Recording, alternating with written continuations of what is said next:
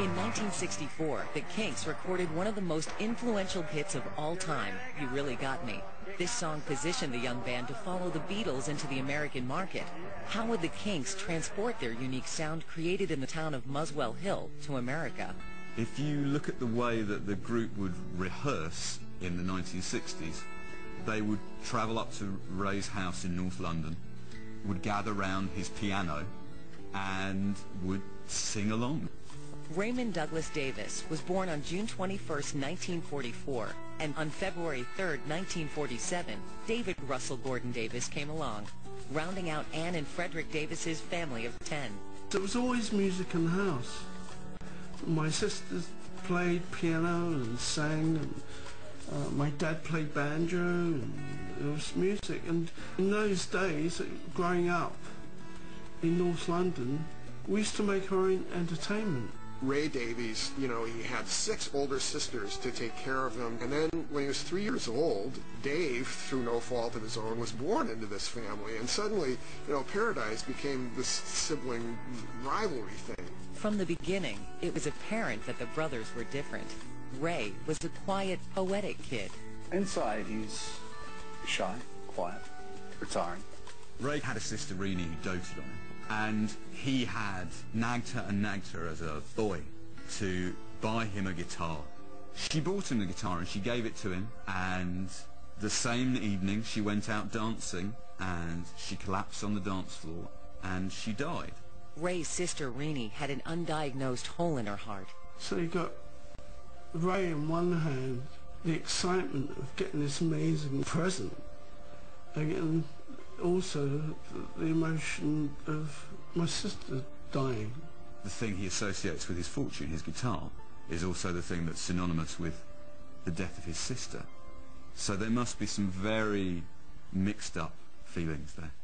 While Ray was more of an introvert, Dave, being the baby of the family, was the polar opposite, an extroverted rebel. My feelings of my childhood and growing up prior to the Kinks were very happy but very sad, very gritty but loving and emotional.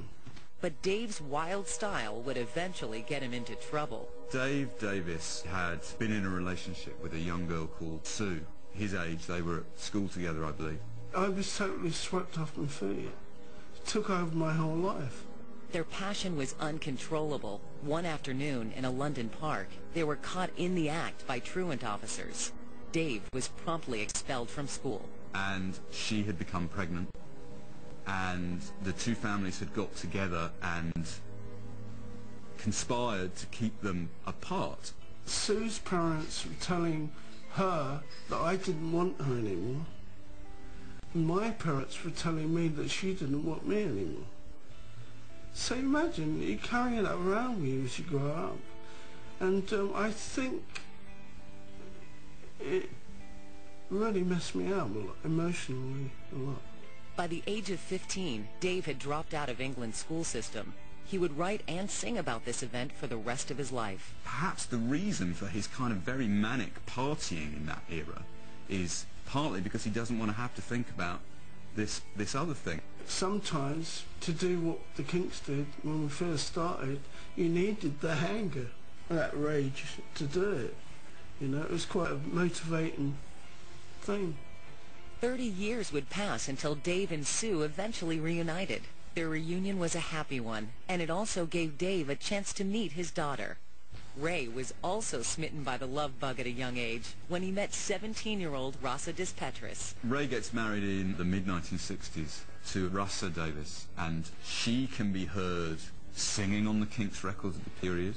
She was the first person that Ray would play his songs for. Our managers didn't want Ray to get married. They thought that if you got married and you're in a rock band, that the fans wouldn't come and see you, wouldn't buy your records. Rasa would play an influential role in Ray's work, and to the discomfort of the band, her voice began to be heard in the studio too. Worse than it was having that woman there giving you advice over the microphone into the studio.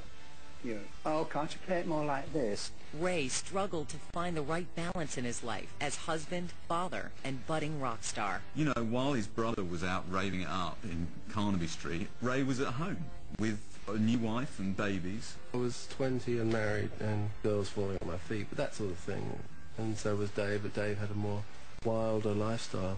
This balance was often disrupted by Ray and Dave's constant battling. At times, the brothers' very public disputes threatened the survival of the band. Every rock and roll band is a recreation of the dysfunctional family. And in the case of the Kinks, they didn't even have to recreate the dysfunctional family. It was the original dysfunctional family. It was obvious that Ray and Dave were trying to fight it out between each other, who was going to be the top man in the band, you know. When Ray and Dave decided to have a go at each other, I would call a 15 or 20-minute coffee break and let them go to it. You know, and the rest of us used to go and have a cigarette and have a cup of coffee, and when they were done, we'd come back and start over again. The band did put aside their differences long enough to begin recording demos. It was at this time that they also came across two young socialites, Robert Wace and Grenville Collin, who would want to become their managers. Wace and Collins were the Kinks' management. You know, they were quite a strange, upper-class duo who had no real experience in this area, and yet had the chutzpah and the charm. I thought it was the most exciting prospect because I was a young boy, you know, I was 16 years old, entering into a business that I'd always loved. I thought, oh, you know, they'll look after some nice people. You know, I was really quite naive. I think we all were. This is the great 60s thing, these opportunities for people who previously would not have had the opportunity. The flip side of that is they often didn't know what they were doing. Wace and Collins only made the band's life even more confusing, getting the band another manager, Larry Page, and a tour promoter, Arthur Howe. They were uniquely disadvantaged with their management because there were already so many of them. Well, that's when it started to get very, very difficult, very hard. It was all due to the greedy little Robert and Grenville duo.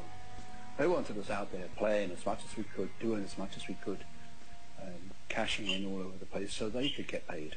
Despite their inexperience, Wace and Grenville managed to get the Kinks' demo one fine day to Shel Talmy, a young American producer who had a production deal with a small label known as Pi Records. The first time I ever heard the Kinks was when I was actually in Denmark Street at a publisher, and Robert Wace, who was one of their new managers, walked in, and then he said, anybody here would want to listen to a demo? I said, sure. Loved what I heard, and I said, let's pursue it and see what's happening. He was great.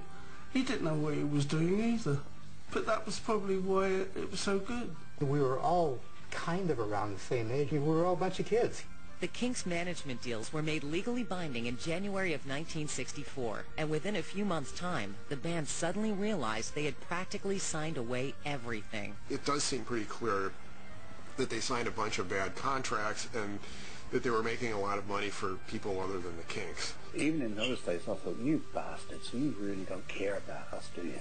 And we had agents and we had, you know, other people to pay, and it was like 60%, we're left with 40%, and we've got to pay all the expenses out of that, and there's 4 of us. Despite these obstacles, the Kinks released 3 hit singles and 2 albums. When it came time for them to invade America, many wondered if the sibling rivalry and band management would be too much for them to bear. Ray had suffered a breakdown because he couldn't really cope with the workload that was being put on him by the record company and the management.